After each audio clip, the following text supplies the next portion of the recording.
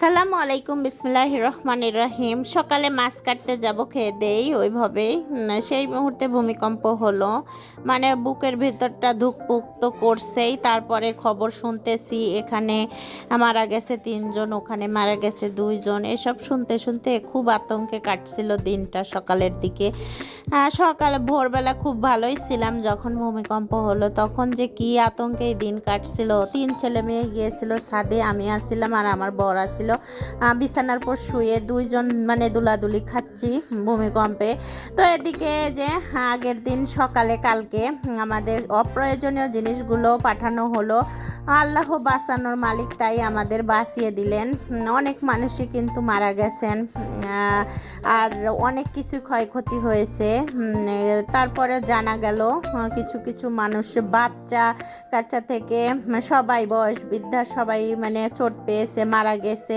শুনে খুব খারাপই লাগলো, যেহেতু ভূমিকম্পের কোনো কথাই ছিল না। হঠাৎ করেই আমরা এরকম আতঙ্কে দিন কাটালাম আজকে।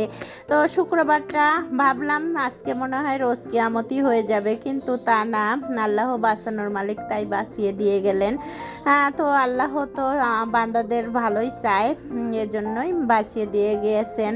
আল্লাহ তাআলা আর এজন্য সন্তুষ্টি লাভের আশায় সবাই আল্লাহর কাছে প্রার্থনা করবেন, মানে বেশি বেশি দোয়া সাদকা জারিয়া করবেন, বেশি বেশি দান খয়রাত করবেন।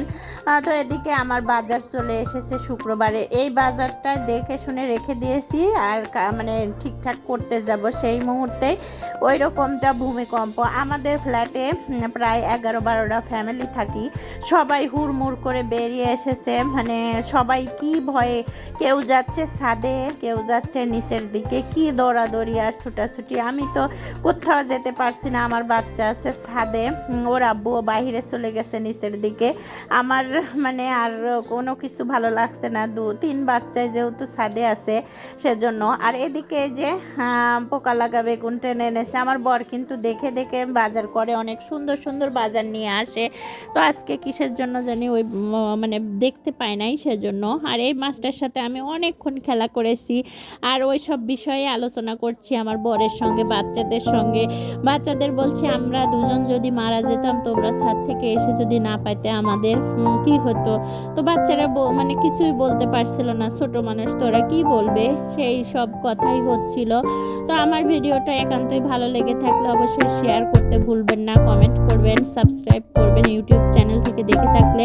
আর যদি পেজ থেকে দেখে থাকেন, হ্যাঁ অবশ্যই ফলো দিয়ে আমার সাথে যুক্ত হয়ে যাবেন। আমি কিন্তু অ্যাক্টিভ ফলোয়ার পাবেন আমার। আমি যার পরিবারে যাই আমি রেগুলার কিন্তু ভিডিও দেখি, ভালো লাগলে সব সময় তার ভিডিও দেখি। আমার কিন্তু আমি অনেকেরই টপ ফ্রেন্ড হয়ে আসি, দেখবেন অনেকেরই পেজে যে খুব সুন্দর সুন্দর কমেন্টস করে আসি। আর এই যে আমার মাংসটা মনে হচ্ছিল গরুর মাংস রান্না করছি, কিন্তু আসলেও না, গরুর মাংস না, এটা হলো মহিষের মাংস।